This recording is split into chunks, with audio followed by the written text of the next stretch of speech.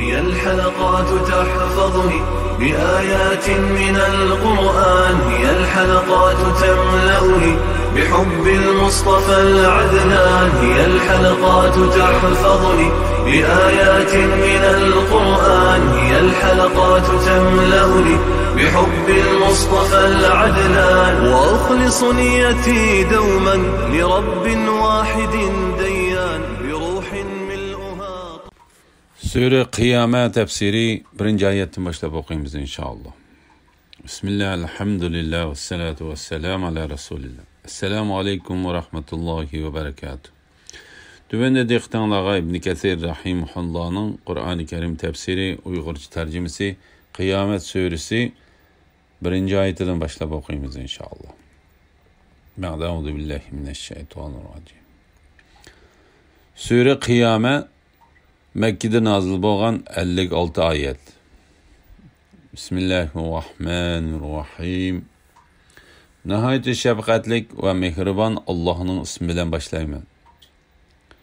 Kıyamet günü bilen qasam ki, özünü malamet qılğıcı nefsi bilen qasam ki, sizler çokum terildirilsizler.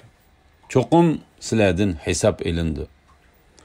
İnsan yani kafir bizni özünün çirip tar qılıp ketken soňaklarını jami qılalmaydı dep guman qılamdı. Undaq emas. Yani onun soňaklarını jami qılımız. Onun en inçke, en nazik bolgan barmaklarını eslik keltireleymiz. Belki insan kelgüsü hayatıda günahta ezveilmekçi boludu. O meskir kılış yüzüden kıyamet günü kaçan boludu dep soraydı. Közle torlaşkan, ayının nuru öşken, gün bilen ay birleştirilgen çağda, insan bu günde kaçıdığan cay kayada deydi. Yok. Allah'ın azabından kaçıdığan panahgah yoktur. Bu günde karargah Rabbinin tarafıdır. Bu günde insanğa çoğ bolsun, kiçik bolsun, yaxşılık bolsun, yamanlık bolsun, ilgir ahir kıygan emelleri uqturuludur. Belki insan özüge, yani kılgan yaman işleriga özü guvahtır. O özünü aqlaş üçün qancha özrü eytqan taqdirdimi, özrisi qabul qilinmaydi.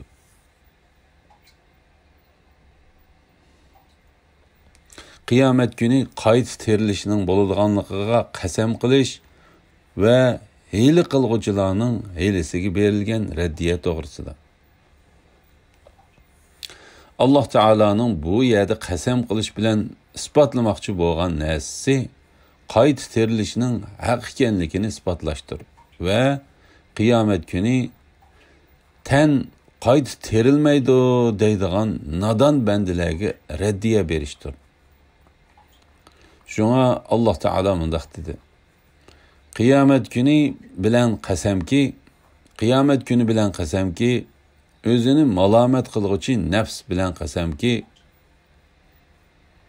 sizler çokum terildirilsizler. Çokum sizlerden hesap elindi. Katade Allah Teala kıyamet günü ve özünü malamet qılğıcı nefsinin her ikilisi bilen qasam qıldı dedi.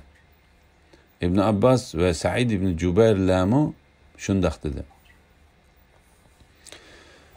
Kıyamet günü o hemmegi tanışlık.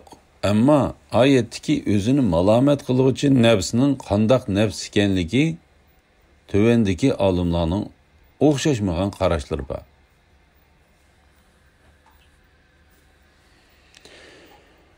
Qurra ibn Khalid Hasan Basri'nin bu ayetning ma'nosi haqida Allah Taola'nın namı bilen qasam qilaman ki, şek şübhisizki men mu'min kişini men bu sözüm bilen nimini maqsad qildim.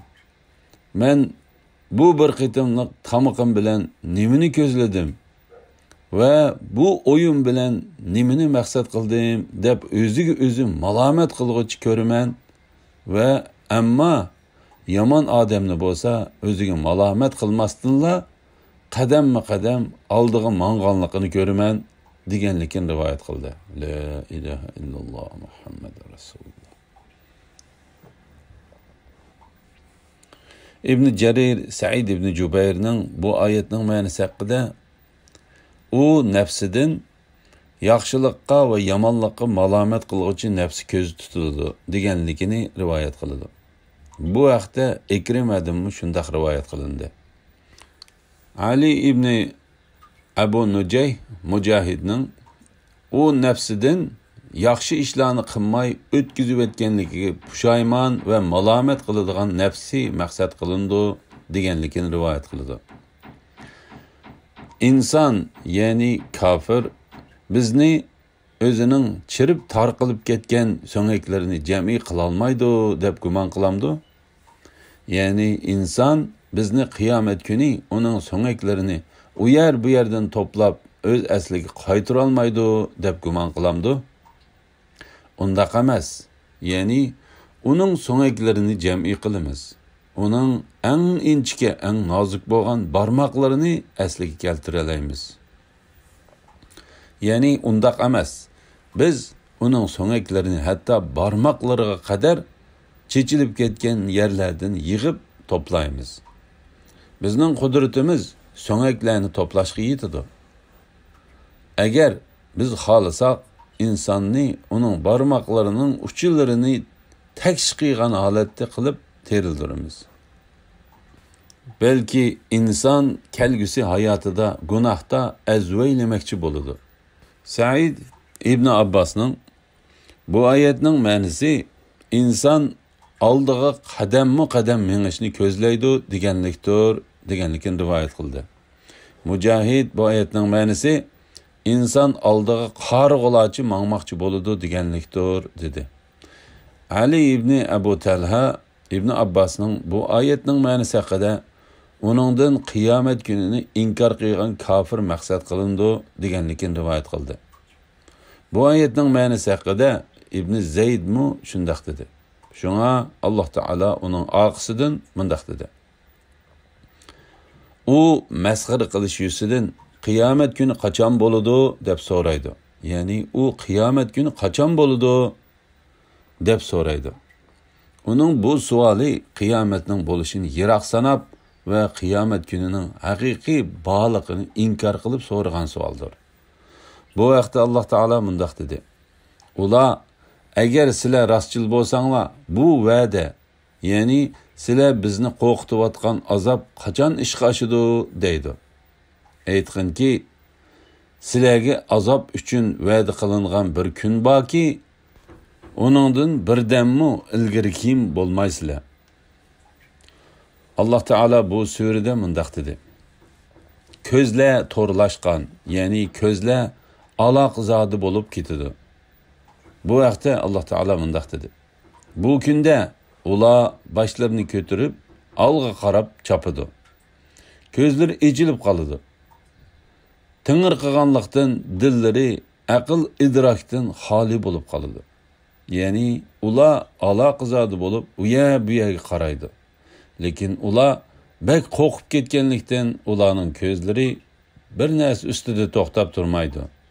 Yani ba'zi olimlar Alloh taolaning ko'zlar to'rlashgan oyatini boshqa bir xil qiroat bilan o'qidi. Bu xil qiroatga asosan bu oyat yana ilgaridagi ma'niga yaqin ma'no berdi.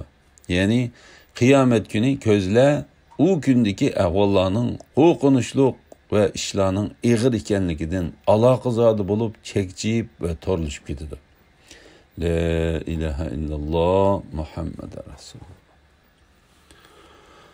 Oyning nuri o'chgan, kun bilan oy birlashtirilgan chaqda bu oyatning ma'nosi haqida Mujahid kun bilan oyning nuri o'chgan chaqda dedi. Ibn Zayd bu oyatni tafsir qilganda bu oyatning ma'nosining Alloh taolaning kunning nuri o'chgan chaqda yulduzlar tökülgen çağda degan oyatning ma'nosi bilan o'xshash ekanligini bayon qildi. İnsan bu kunda qochadigan joy qayerda deydi. Ya'ni inson qiyomat kuni shu qo'rqinchli ishlarni, ya'ni ko'zlarning to'rlashgan, oyning nurining o'chgan va kun bilan oy birlashtirilganligini o'z ko'zi bilan ko'rganda qochib ketmoqchi bo'lib, qochib panohlanib oladigan joy qayerda deydi. Allah Teala onunğa mundaq dedi. Yo'q, Allohning azobidan qochadigan panohgoh yo'qdir. Bu kunda qarorgoh Rabbingning tarafidir. İbn Mas'ud, İbn Abbas, Said ibn Jubayr ve bir türküm salaf olimlari bu oyatning ma'nosi ular Alloh taolaning azobidan qutula olmaydi deganlikdir dedi. Bu vaqtda Alloh taolo mundaq dedi. Bu kunda sizlarga qochadigan joy tepilmay qoladi.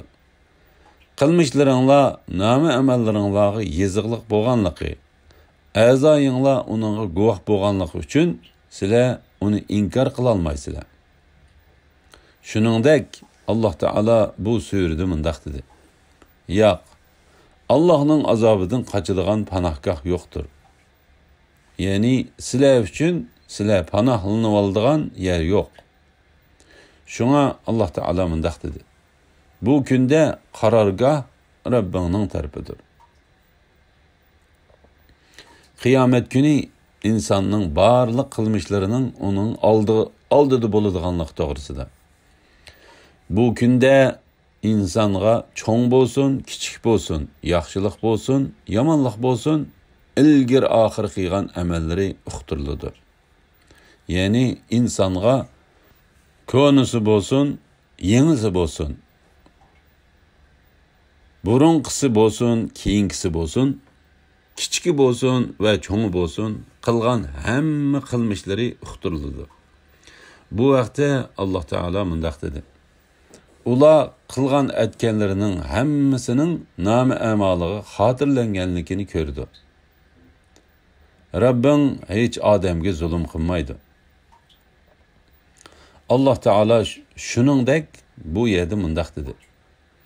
Balki inson o'ziga, ya'ni qilgan yomon ishlariga o'zi guvohdir. U o'zini oqlash uchun qancha o'zri aytgan taqdirdami, o'zrisi qabul qilinmaydi. Ya'ni inson qancha o'zri aytsimi va qilmishlaridan tinib olsimi, o'ziga o'zi guvohchidir va nima qilganliklarini bilguchidir. Bu vaqtda Alloh taolo mundaq dedi. Uningga nomi amalingni o'qig'in, bugun o'zingga, ya'ni bu qilmishlaringga o'zing guvoh bo'lishing kifoya deyiladi. Balki inson o'ziga, ya'ni qilgan yomon ishlarga o'zi guvohdir. Bu oyatning ma'nosi haqida Ali ibn Abu Talha ibn Abbasning insonga guvohchi bo'ladigan uning quloqi, ko'zi, ikki qo'li, ikki puti va boshqa a'zolaridir deganligini rivoyat qildi. Bu oyatning ma'nosi haqida Qatada inson o'ziga o'zi guvohdir dedi. Yana bir rivoyatda Qatada xohlasam Alloh taolaning nomi bilan qasam qilamanki, men insonni o'zining gunohiga ko'z solmasdan kishilarning kamchiliklariga va gunohlariga ko'z soladigan ko'rdim deyman dedi. Rivoyat qilinishicha İncil'da, ey inson, sen ko'zingdagi xo'mining tupidek bir narsani ko'rmay tashlab qo'yib, qarindishingning ko'ziga qo'nib qolgan to'pini ko'ramsan deb yozilganmish. U o'zini oqlash uchun qancha o'zri aytgan taqdirdami, o'zrisi qabul qilinmaydi. Bu oyatning ma'nosi haqida Mujahid, agar inson o'zini qo'g'dab jidallashsa-mu, yana u o'ziga guvohdir dedi. Bu oyatning ma'nosi haqida Qatada, agar u kunda yolg'on yovdaqlar bilan o'zri aytsimi, o'zrisi qabul qilinmaydi dedi. Bu oyatning ma'nosi haqida Suddi agar u o'zining faktlarini o'tirg'a qo'ysimi, u qabul qilinmaydi dedi. Bu vaqtda Alloh taolo mundaq dedi. Ondan ular faqat o'zri aytib, dunyodagi chog'lardagiga o'xshash yolg'onga iltijo qilib, Rabbimiz Alloh bilan qasam qilamizki, biz mushrik bo'lmagan edik deydi. O kunda Alloh o'lganlarning hammasini tirildirdi. Ular dunyodagi chaqlarda biz musulmonmiz deb yolg'ondan sizlarga qasam ichgandek Allohga qasam ichdi. Ular bu qasamning o'zlariga foydasi bo'ladi deb o'ylaydi. Ogoh bo'linglarki, ular haqiqatan yolg'onchilardir. La ilaha illalloh Muhammadur Rasululloh. U o'zini aqlash uchun qancha o'zri aytgan taqdirdami o'zrisi qabul qilinmaydi. Bu oyatning ma'nosi haqida Avfi ibn Abbosning bu oyatdan ko'zda tutildigini yomon ish qilgan odamlarning aytadigan o'zrilaridir. Sen Alloh taolaning tuvandagi oyatlarini anglamadingmi deganligini rivoyat qildi. Alloh taolo yomon ish qilganlarning har xil gaplar bilan o'zri aytadiganligini bayon qilib, mundaq dedi. Bu kunda zolimlarning aytgan o'zrisining foydasi bo'lmaydi. Ularning tavba qilishi ya itoat qilishi bilan Allohni rozi qilishimi talab qilinmaydi. Shu kunda ular o'zlarining Allohga bosh ekanligini bildirdi. Ular kufrini ixtiyor qilib, o'zlariga ziyon solgan sharoitda farishtalar ularning jonlarini oldi. Ular bo'ysunganliklarini bildirib, biz hech qanday yomon ish qilmadik deydi. Undaq emas. Alloh sizlarning qilmishlaringlarni haqiqatan to'liq bilguchidir. Ondan ular faqat o'zri aytib, dunyodagi chog'lardagi o'xshash yolg'onga iltijo qilib, Rabbimiz Alloh bilan qasam qilamizki, biz mushrik bo'lmagan edik deydi. Alhamdulillah. Yuqorida Qiyomat surasi tafsiridan 15-oyatgacha angladinglar. Oxirini keyin qitimliq o'qishimizda davomlashtiramiz inshaalloh. Va sallallohu ala Muhammad va ala alihi va sahbihi ajma'in. Assalomu alaykum va rahmatullohi va barakatuh.